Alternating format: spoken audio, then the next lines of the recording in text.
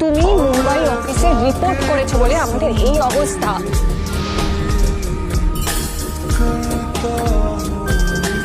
এখন বুঝতে পারছো তো কার জন্য আমাদের এই অবস্থা হলো?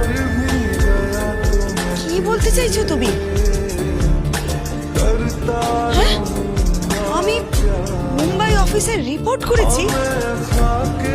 আমি তো কিছুই বুঝতে পারছি না, এসব কি বলছো তুমি? আচ্ছা জুন আন্টি, তোমাদের অফিসে কি কিছু হয়েছে? কি হয়েছে বলো না। কিছু হয়েছে মানে কি? মানে হওয়াটা কিছু বাকি নেই জানো। কি মুশকিল, না বললে বুঝবো কি করে কি হয়েছে? আমাকে জিজ্ঞেস করে কোনো লাভ নেই। তুমি আমাকে কেন জিজ্ঞেস করছো বলো তো বেকার? ওনাকে জিজ্ঞেস করো। এই যে ভালো মানুষের মতো দাঁড়িয়ে আছে দেখে মনে হচ্ছে ভজা মাছটি। খবরদার বলছি। এই গুন্ডাদের মতো কথা বলছো কেন? মাস্তান তৈরি হয়েছো, মাস্তান। বেশ করেছে। তোমার মতো মহিলাকে সাহায্য করার জন্য না একজন মাস্তানি দরকার। আর সেই কাজটা যদি আমার ছোট ভাই করে থাকে তাহলে একদম বেশ করেছে। আমি সব থেকে বেশি খুশি হব তাহলে। কি হলো, দাঁড়িয়ে আছো কেন? যাও দিকে।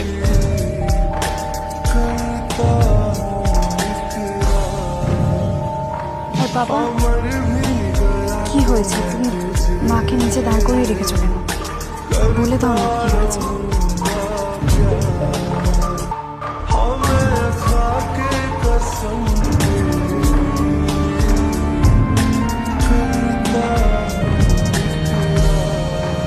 শ্রীময়ী, একটু সত্যি কথা বলো তো, আমার এই ক্ষতিটা কেন করলে তুমি?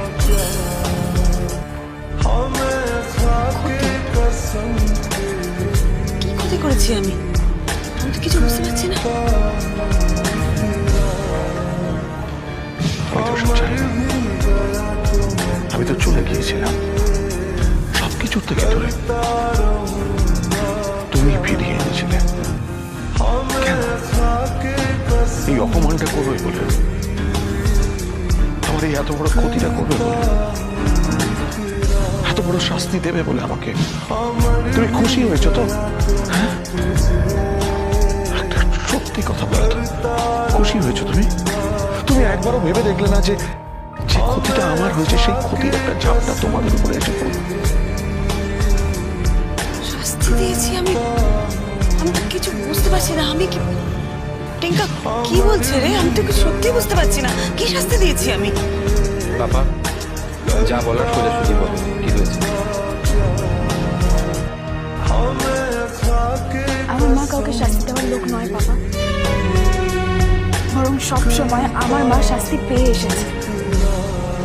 অন্য লোকেরা তাকে শাস্তি দিয়েছে সব সময়।